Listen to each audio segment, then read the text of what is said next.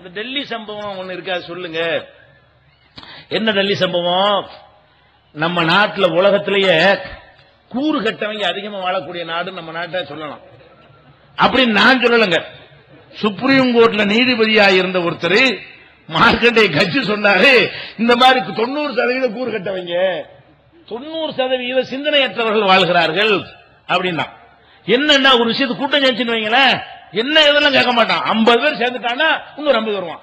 ஏன் 50 வந்து 200 ஆயிரம், 500 ஆயிரம், 1000 மாதிரி என்னெல்லாம் தெரியாது. என்னடா என்ன கத்துற என்ன டெல்லி சம்பவம்? என்ன டெல்லியில ஒரு வசதியான ஒரு பொம்பளையை கொண்டு படிக்க வச்சிருக்காங்க மெடிக்கல் காலேஜில். மெடிக்கல் காலேஜில் படிச்சுட்டு போக வேண்டியான இவன் என்ன சார் ராத்திரில வந்து ஆண் நண்பரோட சுத்துறான். மெடிக்கல் காலேஜில் படிச்சா காலேஜில் படிப்பாளா, டாக்டர் ஆகி வருவாளா? அதை விட்டு இந்த பொம்பளை என்ன பண்றா, ஆண் நண்பர் கூட சுத்துறா. ஒரு ஆண் நண்பனோட சேர்ந்து 2ஆம் காட்சி சினிமாவை பார்த்து விட்டு வந்து ஒரு பஸ்ல ஏறுறாங்க. பஸ்ல ஏறும்போது சினிமாவை பார்த்துட்டு அங்க என்ன ஆட்டம் போட்டாங்களோ தெரியாது. பஸ்ல அதே மாதிரி ஆட்டத்தை போட்ட உடனே இருக்கிறவனுக்கு சூரியமா இல்லையா, இவங்க பண்ணக்கூடிய அந்த சேட்டைகளை பார்த்துட்டு அவங்களுக்கு சும்மா போயிட்டு இருந்தா ஒண்ணுமே ஆயிருக்காது. ஆண் நண்பரோட இல்லாம அந்த பொம்பளை மட்டும் போயிருந்தா சும்மா ஒழுக்கமா போயிட்டு வந்திருக்கும். ஆண் நண்பனை பக்கத்துல வச்சுக்கிட்டு ரூமுக்குள்ள செய்யறதெல்லாம் பஸ்ல செஞ்சா இந்த மாதிரியான கேடுகட்ட செயலை செஞ்சு அதுல இந்த காமுகர்களுடைய தாக்குதலுக்கு ஆளாகி அது வந்து கொல்லப்பட்ட செத்து போயிட்டான்னு வைங்களேன், அவனை அடிச்சு போட்டு அவனை அடிச்சு அவங்க ரொம்ப கற்பழிச்சு என்ன செஞ்சான் செஞ்சிட்டதாக தகவல் வருது. சரி, இது வந்து இது அவங்க அப்படி நடந்தாலும் இதை நம்ம நியாயப்படுத்த இயலாது. ஆனா இது இப்படிதான் நடக்கும். இந்த மாதிரியான சூழ்நிலைகள்ல நம்மை நாமே பாதுகாத்துக் கொள்ள முடியாது. ஒரு பஸ்லயும் 10 போலீஸா போட முடியும். ராத்திரி 1:30 மணிக்கு 2:30 மணிக்கு நீ பாட்டு பஸ்ல போய் ஏறுவ, அதுல ஏதாவது நடந்த போலீஸை குறை சொல்ல முடியுமா? உன்னையே 1:30 மணிக்கு யார் போக சொன்னா, 2 மணிக்கு யார் போக சொன்னா? அது கண்ணாடி மூடப்பட்ட பஸ்ல போய் நீ எதுக்கு ஏறுற? அதுல வந்து ஒரு பொம்பளை ஆம்பளை மட்டும் இருக்கு, 10 ஆம்பளை இருந்தான்னா அவன் ஆம்பளை பத்தி காட்டத்தானே செய்வான். அப்ப நீ மக்கள்லாம் நடமாடக்கூடிய நேரத்தில் நடமாடு, மக்கள்லாம் பேருந்துல போகக்கூடிய நேரத்தில் பேருந்துல போ. மக்கள் 50 பேர் 100 பேர் இருக்கக்கூடிய நேரத்தில் நடக்காது. எங்க இதெல்லாம் நடக்கும்? 100 பேர் பஸ்ல போகும்போது அதுல உள்ள பொம்பளை கற்பழிச்சான்னு ஒரு செய்தி பேப்பர் நீ படிச்சீங்களா? 60 பேர் பாசஞ்சர் போற பஸ்ல இப்ப நடந்துன்னு கேள்விப்பட்டிருக்கிறீங்களா? அப்ப 4 பேர் மட்டும் தான் போவாங்க நேரத்தில் நீ ஏன் ஏறுற? அந்த டயத்தில் உனக்கு என்ன வேலை? நம்ம தானே பாதுகாத்துக்கணும், போலீஸா பாதுகாக்கு. ஒரு வீட்டுல வந்து போலீஸ் காவல் போட முடியுமா? ஒரு ஆளுக்கு கிராமன் காட்டிபின் போட்ட மாதிரி 2 போலீஸ் நியமிக்க முடியுமா? முடியாது. அப்ப அந்த மாதிரியான ஒரு செயல்னால அந்த பெண்ணை இறந்துட்டா. வத்தியம் செஞ்சாங்க, கடுமையான தாக்குதல் நடந்திருக்கு. அந்த மிருக வரியில பிடிச்சவர்கள் தண்டனைக்கு உரியவர்கள், அதனை நியாயப்படுத்தல. அது மாதிரியான செயலை எவன் செஞ்சாலும் அதுக்குரிய சட்டப்படி நடவடிக்கை எடுக்கணும். அதுலயும் மேட்டர் கிடையாது. இதுதான் இந்தியாவில் ஃபர்ஸ்ட் டைம் இது மாதிரி நடக்குதா? நான் கேட்கிற சுதந்திர இந்தியாவில் இதுதான் இந்த சம்பவம் ஃபர்ஸ்டா? இதுக்கு வந்து நடக்கவே இல்லையா? ஒவ்வொரு நாளும் நடக்கிறது இதே மாதிரி. இதுவாவது இவளா இழுத்து கொண்டது, வீட்டுக்குள்ள புகுந்து கற்பழிக்கிறான், கொலை செய்யறான். இது வந்து அவள் தவிர்க்க முடியாது. அவள் மேல குற்றமே இல்லை. அவள் மேல குற்றமே. பள்ளிக்கூடத்துக்கு படிக்க அனுப்புறார்கள், வாத்தியாரு கற்பழிச்சு போடுறான். இதெல்லாம் வந்து படிக்க நம்ம அனுப்புறோம், ஒழுக்கக்கேடுக்கு அனுப்பல. வாத்தியார்கள் படித்துக் கொடுக்கிற ஆசிரியர்களால் அது மாதிரி சீரழிக்கப்பட்டு கொலை செய்யப்பட்ட மாணவிகள் இருக்கிறார்கள். இந்த சம்பவத்தை ஒட்டி தூத்துக்குடியில ஒரு சின்னஞ்சிறுமி தனியா போய் ஸ்கூலுக்கு போயிட்டு வரும்பொழுது ஒரு குடியாரம் போய் நினைஞ்சிட்டான். அவளுக்கு சின்னஞ்சிறுமியை கற்பழித்து சீரழித்து கொலை பண்ணிட்டு போயிட்டான். இது நடக்கும்போது அங்க நடக்குது. டெல்லியில நடக்குத, டெல்லியில் நடக்கிறத கூட நம்ம ஓரளவு நியாயப்படுத்திடலாம். நீ அந்த இடத்துல போனேன்னு கேட்கலாம். இது அப்படி கேட்க முடியாது. அதிகாலை நேரம், காலை நேரத்தில் வந்து சிறுமி வந்து பள்ளிக்கூடத்துக்கு போற நேரம் போகுது, மக்கள் நடமாடுற நேரம். அந்த மாதிரியான ஒரு நேரத்தில் இப்படி நடந்திருக்குது. அதுக்கு ஏதாவது கொந்தளிச்சானா? அதுக்கு எவனா ஆர்ப்பாட்டம் பண்ணானா? இதுக்காக வேண்டி நாடே கதிகளுக்கிற போராட்டத்தை பண்ணினானா? என்ன மேட்டுன்னு பாத்தீங்கன்னா, ஒரு உயர்தர வர்க்கம் ஒருத்தங்க இருக்கிறாங்க, மேல்தட்டு வர்க்கம் இருக்கிறாங்க. அந்த வர்க்கத்தை சேர்ந்தவர்களுக்கு நிகழ்ந்தால் மாத்திரம்தான் இந்த மீடியாக்கான பூஸ்ட் பண்றான். இது சாதாரண ஒரு ஏப்பசாப்பைன்னு சொல்லுவாங்க, அந்த மாதிரி ஆன ஆட்களுக்கு நடந்தால் அது ஒரு நியூஸே கிடையாது, அது ஒரு செய்தியே கிடையாது. இதை வச்சுக்கிட்டு மக்களை எப்படி திரட்டுறான்? அதுல சம்பந்தப்பட்டவர்கள் பெரிய இடத்த ஆட்கள், பெரிய வசதி படைத்தவர்கள்.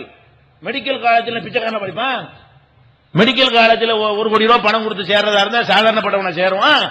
பெரிய இடத்த ஆட்கள், உயர்தரத்த ஆட்கள் என்று வரும்பொழுது அவங்களுக்கு ஒண்ணு நேர்ந்து விட்டது என்று காட்டும் பொழுது மீடியாக்கள் அவங்களத்தான் மனிதர்களா பாக்குறான். அதை எல்லாரையும் நம்மளையும் சேர்ந்த அந்த ஆதரவா திரட்டி கொள்கிறான். அப்ப ஊரை திரண்டு போய் இதுக்கு பிரதமர் ராஜினாமா பண்ணு, இதுக்கு பிரதமருக்கு என்னடா சம்பந்தம், இது ஜனாதிபதி மாளிகை உள்ள போறேங்கிறான். இந்த ஒரு சம்பவத்துக்கு இவன் என்ன எதிர்பார்க்கிறான்? இந்த பெண்ணு 1:30 மணிக்கு போகும்போது ஜனாதிபதி கூட போகணும்னு நினைக்கிறானா? என்ன கேட்கிறேன், ஜனாதிபதி ராஜினாமா பண்ணு, ஜனாதிபதி வரை முற்றுகையிடுறான். கட்சி அழகா சொன்னாரா இல்லையா, இவ்வளவு கூறு கட்டவங்க ஜாஸ்தி இருக்காங்க, எதுக்கு நீ தூக்கு தண்டனை கொடுங்கிறான். அட குற்றத்துக்கு தண்டனை அப்படி பிடிச்சு கொடுக்க முடியுமா? அவன் செஞ்சானா? அது உண்மையா? கற்பழிப்பு தான் நீங்க என்னத்தை கண்டீங்க? இப்ப வேற மாதிரி நியூஸ் வந்துகிட்டு இருக்கு. கற்பழிப்பு எல்லாம் கிடையாது, அந்த சேட்டை அந்த காம கொடூர வேலையை செஞ்சதை பார்த்துட்டு அடிச்சு கொண்டு இருக்கிறாங்க. இப்படியா பொது இடத்துல நடக்கிறதுன்னு சொல்லிட்டு நீ கற்பழிப்பு தான் என்று சொன்னால் மெடிக்கல் டெஸ்ட் பண்ணியா? அவளையும் பண்ணி அவனையும் பண்ணி சோதனை எடுத்து கெடுக்கப்பட்டிருக்காருன்னு ரெக்கார்டு காட்டினியா? அப்ப அதை நிரூபிக்கணும், அவன் தான் செஞ்சாங்க நிரூபிக்கணும். நீதிமன்றம் இருக்கு, சட்டம் இருக்கு, சட்டம் அதை விசாரிக்கும். செஞ்சாண்டு கன்ஃபார்ம் ஆன பிறகு பொய்யா கூட போலீஸ்காரன் என்ன செய்யலாம்? கற்பழிப்பு நடந்திருந்தாலும் கேஸ க்ளோஸ் பண்றதுக்காக வேண்டி பிடிக்காத 4 பேர் பிடிச்சு கொண்டிருப்பான், அவனை தூக்கு போடுங்கிறாங்க. அப்ப என்னடா அவன் உனக்கு செஞ்சா ஒத்துக்குறியாடா? இது போலீஸ்காரன் இந்த 4 பேர் தான் 5 பேர் தான் கற்பழிச்சான்னு பிடிச்சா கரெக்டா இருக்குன்னு நினைக்கிறியா? பொய்யா அப்படி உன்னை கூட பிடிச்சிட்டு இருக்கலாம் நாளைக்கு. யார வேணாலும் பிடிப்பானே. எவன் போலீஸுக்கு பிடிக்கலையோ அவனை கொண்டு இந்த கேஸ்ல சேர்த்து விட்டா தூக்கு தண்டனை இப்பவே கொடுக்குறாங்க. இப்ப அடுத்த போராட்டம், அந்த பொம்பளை இறந்து போன பிறகு அந்த 5 பேருக்கு உடனே தூக்கு தண்டனை கொடு. அப்ப போலீஸ்காரன் எம்எல்ஏ கேஸ் போட்டா தீர்ப்பாயிடுச்சு, கோர்ட்லாம் கழிச்சிருவோமா? நீதிமன்றத்தில் க்ளோஸ் பண்ணிடுவோமா? சட்ட புத்தகம் எரிச்சு போடுவோமா? போலீஸ்காரன் பிடிச்சி அங்கேயே தலையை சீவிரட்டுமா? சொல்லு எப்படியாவது. என்ன சொல்ல வர்றான் எல்லாரும்? இந்த மீடியாக்கள் வேணும், பத்திரிகை நடத்துறவங்க அறிவாளியா இருக்கணும், டிவி நடத்துறவங்க மூளை உள்ளவனா இருக்கணும், பரபரப்பு மக்களை தூண்டி விட்டு அப்படி பெரிய எத்தனை நாளுக்கு சொல்லிட்டு இருப்பாங்க தெரியல. இதைத்தான் டிவியை தொடர்ந்தா இதுதான் டாபிக். இதையே தான் காட்டி காட்டி காட்டி காட்டி பெரும்பாண்டமா என்ன செய்யறாங்க, காட்டுறாங்க. ஒவ்வொரு நாளும் இது நடக்கிறதுங்க. ஒரு நாளைக்கு 50 நடக்குது இந்தியாவில். இந்த மாதிரி கற்பழிப்புகள், கற்பழித்து கொலை ஒரு நாளைக்கு 50 நடக்கிறது. அப்ப மாணவிகளுக்கு நடந்தால் மாத்திரம், கல்லூரி படிக்கிற மாணவிகள் நடந்தா மாத்திரம் மாணவர்களை திரளுவீங்க, சின்ன ஸ்கூல் படிக்கிற மாணவிகள் நடந்தா திரள மாட்டீங்களா? அப்ப மாணவர்களுக்கு இந்த மெண்டாலிட்டி இருக்கிறது. நம்ம ஏனோ மாணவர்கள் திரள்றாங்கிறான், மேல்தட்டெல்லாம் திரள்றாங்கிறான், நள்ளிரவுல சுத்தக்கூடிய கூட்டம் எல்லாம் திரளுது. 1:30 மணிக்கு ஊர் சுத்தின உரிமைங்கிறாங்களே, அந்த கூட்டம் எல்லாம் பதாகையை தூக்கிட்டு நல்லதான் சில பேர் கேட்கிறாங்க, கண்டிஷன் வாய முடிக்கிறாங்க.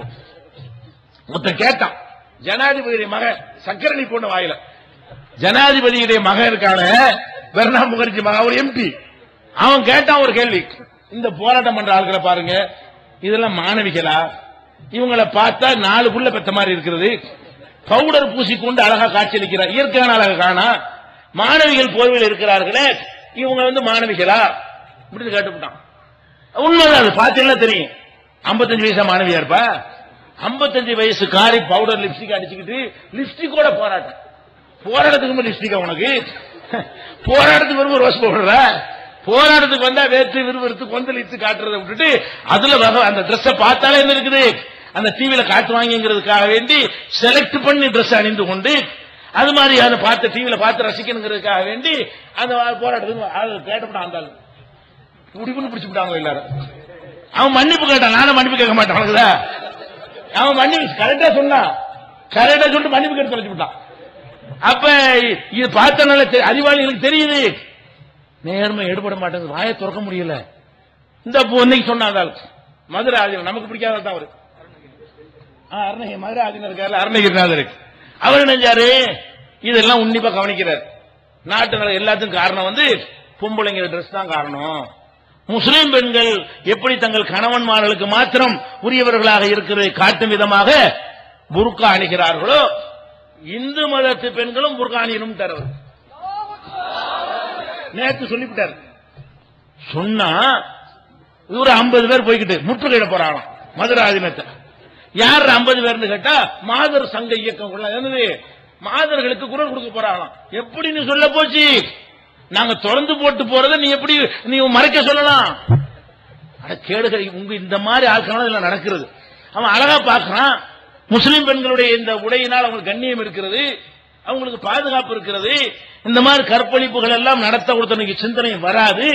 பார்த்தாலும் என்ன செய்வான், அப்படி செய்யறான். அதாவது பார்த்து விட்டு கெட்டவனுக்கு சைத்தான் அந்த எண்ணத்தை போட மாட்டான் என்பதற்கு தான் இந்த சட்டம் அல்லாஹ் குர்ஆன்ல சொல்லி காட்டுறான்.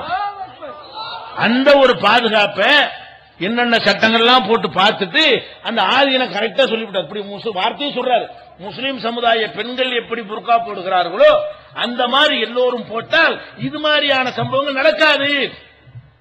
எது நடக்காது? அவளா விரும்பி ஒருத்தி கெட்டு போன அது ஒரு விஷயம். காம கொடூரனுடைய கையில சிக்கி சீரழிந்து நாசமாகி நாளைக்கு காட்டி கொடுத்துடக்கூடாது, கொலை பண்ணிடுறான். எது கொலை பண்றான் தெரியுமா? ஒரு பெண்ணை கற்பழிச்சிருவான். முடிஞ்ச பிறகு என்ன செய்வான்னு கேட்டா, இவ போய் சொல்லிவிட்டா, யாருக்கா தெரிஞ்சிட்டா, ஊரை தள்ளிட்டு வந்துட்டா, போலீஸ்காரன் பிடிச்சிட்டா, காலி பண்ணிரு. எது காலி பண்றான்? கற்பழிப்போடு நடக்காது, நிக்காது.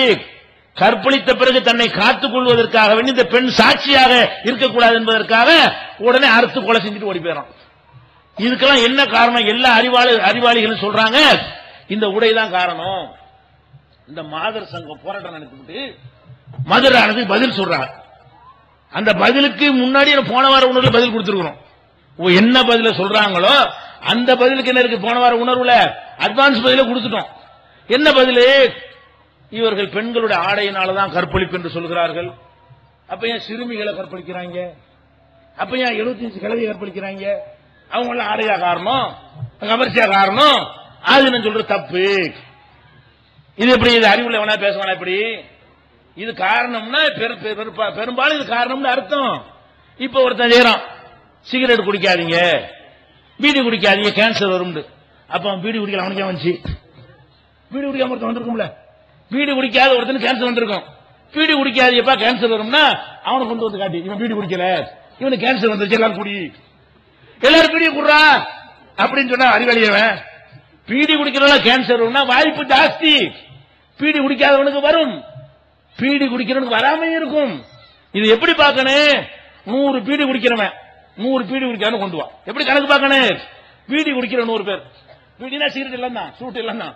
பீடி குடிக்கிற 100 பேர், பீடி குடிக்காத 100 பேர், 2 பேரை வச்சுக்கிட்டு இதுல எடுத்து பாத்தீங்கன்னா அதுல 50 பேருக்கு கேன்சர் வரும், இதுல 4 பேருக்கு வரும்.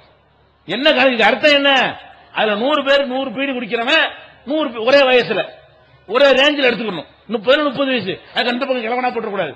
சமமான வயசுல உள்ள ஒரு அங்கிட்டு 100 இங்கிட்டு 100 எடுத்து வைத்துக் கொண்டு அவனை ஆய்வுக்கு உட்படுத்தினால் புகைப்பிடிக்கிற 100 பேர்ல 50 பேருக்கு கேன்சர் இருக்கும். மீதி 50 பேருக்கு காரணம் என்ன?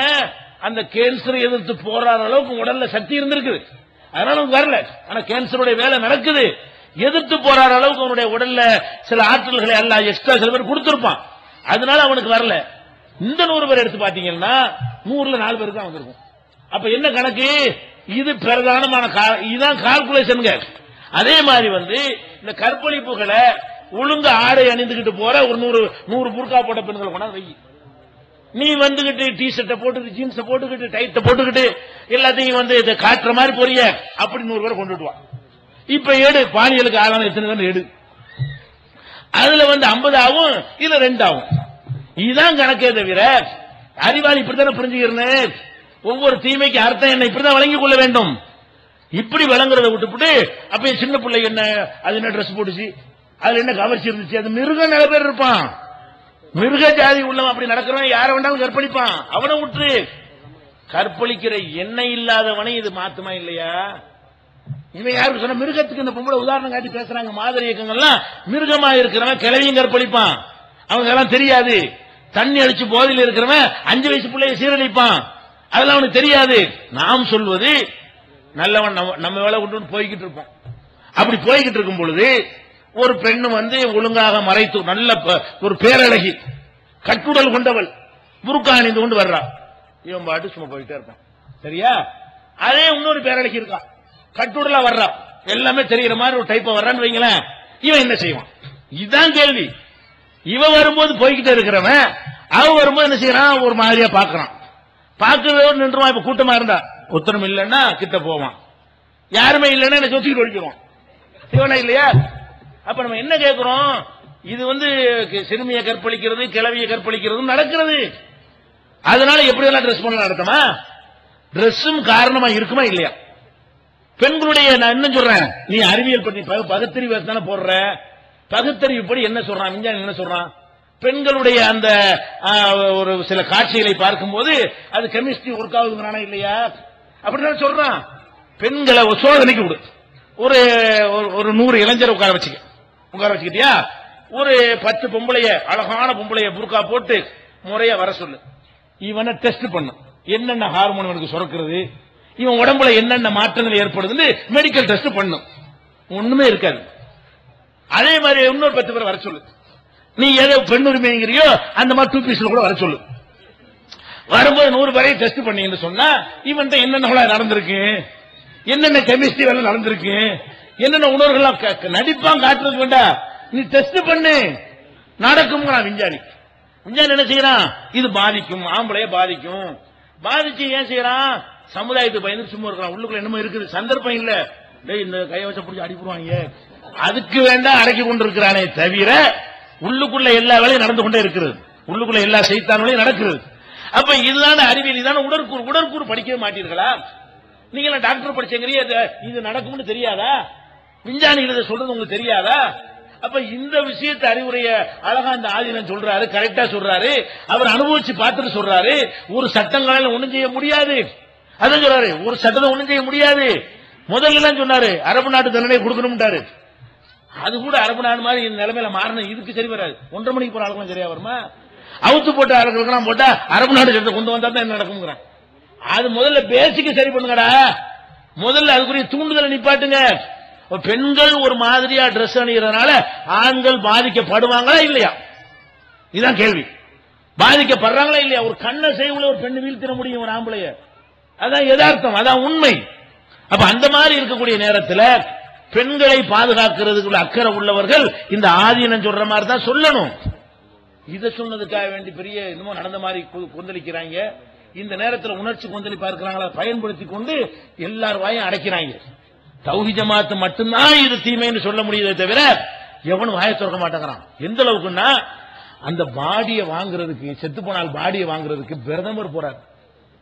சிங்கப்பூர்ல அந்த பொண்ணு செத்து போச்சா, பாடிய ஜனாசா கொண்டு வர்றாங்களா, ஜனாசா விமான நிலையத்துக்கு வருதுங்க, ஏதோ ரஷ்ய நாட்டு அதிபருடைய ஜனாசா வர்ற மாதிரி பிரதமர் போறாரு, ஜனாதிபதி போறாரு, சோனியா காந்தி ஏதோ உடம்பு வாங்குறதுக்காண்டு. இப்படித்தான் நாட்டில் உள்ள எல்லாருக்கும் செஞ்சீங்களா? அநியாயம் அந்நிய நாட்டில் கொல்லப்பட்டு வர்றானே அவனை இப்படித்தான் செஞ்சீங்களா? அடே நாட்டை காக்கிறதுக்கு ராணுவத்தில் போய் உசுர கொடுத்தானே அவனை எல்லாம் இப்படித்தான் செஞ்சியா? அவன் பாடி பிரதமர் தம்பி வாங்கினியா, முதலமைச்சர் அவன் வாங்கினியா? பெண்ணடாண்டு கேட்டா வீர பெண்மணியா, இது தியாகத்துக்கு மறுபுருவம். ஜனாதிபதி அறிக்கை மோங்கார விவரமா இருக்கா, கூறு கட்டாரு ஜனாதிபதி அப்பங்கார அப்படி இருக்கான்.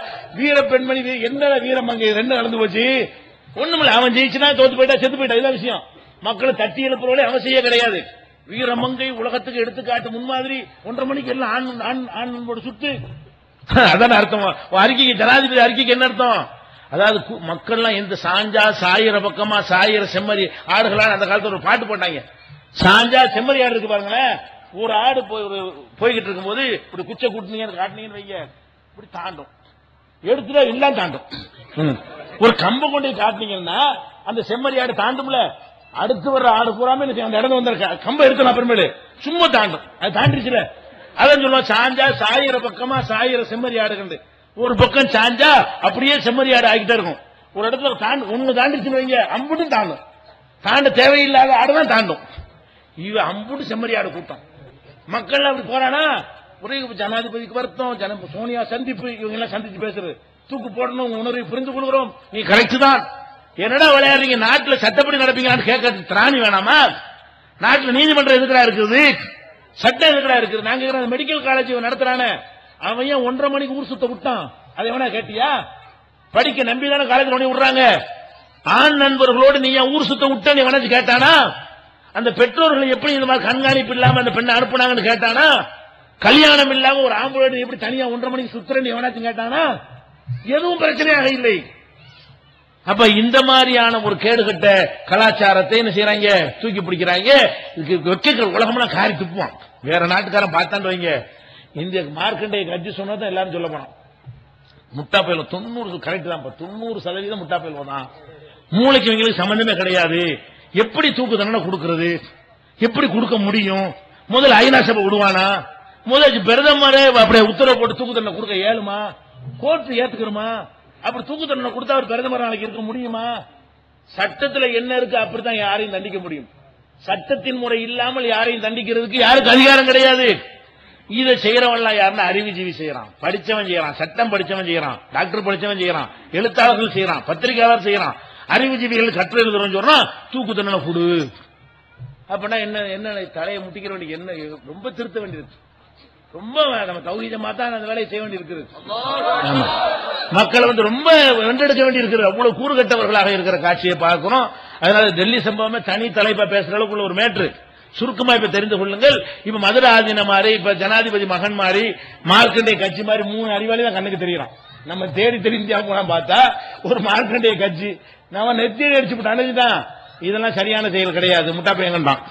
அதே மாதிரி பெர்னாக்குடைய மகன், அடுத்து மதுரை ஆதீனம். அடிப்படையை கவனிச்சு காரணத்தை கண்டுபிடிச்சு வேற கண்டுபிடிச்சு தீர்வு சொல்லி இருக்கிறார்கள். இதை மக்கள்கிட்ட கொண்டு சென்று விழிப்புணர்வு ஏற்ற வேண்டிய கடமை நமக்கு இருக்கிறது. அதை செய்யக்கூடிய நன்மக்களாக அல்லாஹ் ரப்பல் ஆலமீன் நம் அனைவரையும் ஆக்கி அருள் புரிவானாக. வாஹிர் தாவானா அல்ஹம்துலில்லாஹி ரப்பில் ஆலமீன்.